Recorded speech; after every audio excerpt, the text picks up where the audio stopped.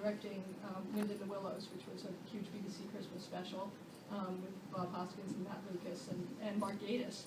And with my kids, and we're watching television and watching Little Britain to get to know Matt Lucas, but also at that point it was David Tennant's. And I was very skeptical when they brought Doctor Who back. I was like, how the hell are they going to make this? And the second I turned it on, even with Eccleston, but particularly with Tennant, I was like, oh my God, I have to work on the show. It was just absolutely instantaneous. And Gridlock, which is the traffic jam in space episode, which people don't necessarily love, but We do. We do. I'm like, how in a million years are they doing these special effects?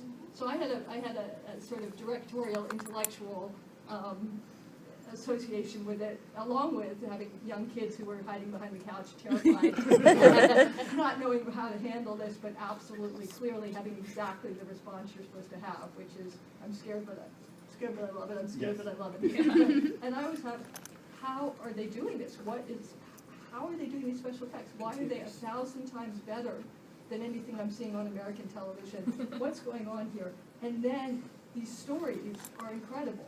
And I knew that about the earlier ones, but to see it all put together in this package, so I called my agent and I said, I have to work on the show. And she's like, okay, well, we're going to. So you actually sorted out? I sorted out, and it was 4 years of interviews before I finally got offered the finale of Series 8. And part of it is because that always makes people say, okay, well, because you're a woman, what's the story there? And having talked to Russell T. Davies about it recently, who said, I never knew you wanted to do it. We would have hired you in a heartbeat. It was mostly because I didn't live because I live in Vancouver. It was mostly because I wasn't physically there. And so how can you justify bringing somebody over for the BBC? So they hit a place where they needed the degree of, because I have so much special effects experience. If you don't know anything about me, I have loads of experience, starting with the Nightmare on Elm Street films. So I have loads of special effects experience. So they were starting to have difficulty finding, and there was a lot of pressure, and this is my belief, I don't know what happened in the room, but my belief is that there was a lot of internet pressure about getting more women directors on, and so this is where the fandom, I think, is significant, but I can't prove that, and Stephen would say it was completely gender blind and we were blown away by your work, which is lovely too. But I think that's what motivated saying we'll bring you from Vancouver rather than, and I was afraid on the interview to say, oh my God, I'm just so excited. Because I'm trying to sort of, and you know that you're walking that line between, where do I go, where do I go? Yes, and I will do it. Yes, and I will do it. And you can rely on me. And I, fortunately, by that point, by the time I interviewed with Stephen, which was a terrible phoner interview, he basically just talked. So it made life really easy. So is there a difference between directing in England as opposed to directing in America or Canada? Yes. Is there a difference? Yes, and I mean, we could spend about 6 hours talking about that.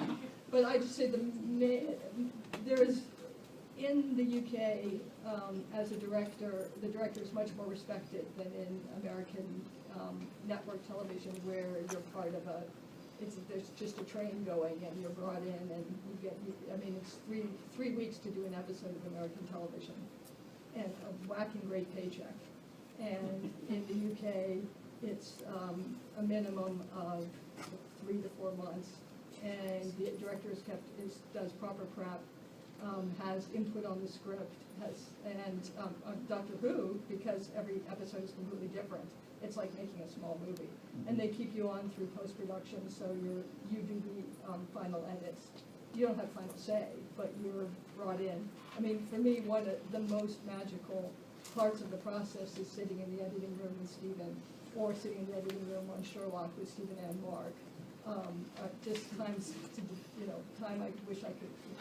There are moments you want to preserve, and you wish people could take those moments out of your brain and recreate them for you, because the creative magic there is unbelievable. You do never get that on American network television.